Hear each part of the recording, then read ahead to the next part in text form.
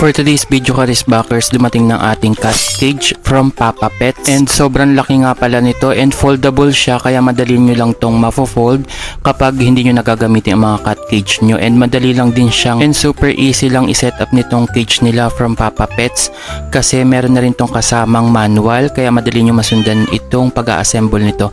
Napakaganda niya kasi foldable siya. Bukod dyan, may kasama na rin tong gulong para kapag gusto nyong hilahilahin yung cage na to, since malaki nga siya. Nagulat nga ako kasi sobrang laki pala nito, kasi ba naman 4 layers ba naman tong cage na to, kaya nagustuhan ko siya. Since medyo madami-dami na nga ang ating pusa, kaya kailangan natin kahit papano is lalong-lalo na magagamit na to kapag niliguan natin ang mga pusa natin para hindi sila agad madumahin ulit.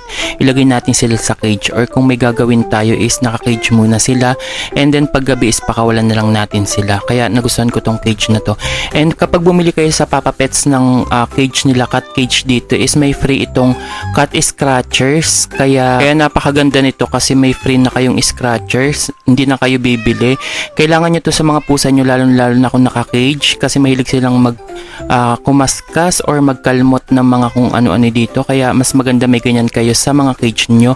Bukod dyan na adjust ito ng ganyan, kaya kung gusto nyong ilagay kung saan mga cage na part is madali nyo lang siyang maikabit ulit, kasi iikutin nyo lang siya, i-rotate nyo na ng ganyan, malalak nyo na siya sa mga cage.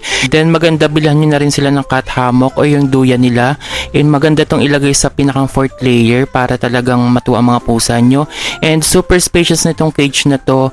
May kasama na siyang gulong, kaya hihila-hilahin nyo lang siya para kung saan nyo ilalagay ang cage. Ang price nito is 1,000, may 4 layers ka na, and matutuwa ang mga pusa nyo. May free na itong cat scratcher, kaya kung nagustuhan mo to, ilalagay ko na lang din dito ang yellow basket. Kaya ano pang gagawin? Check out na!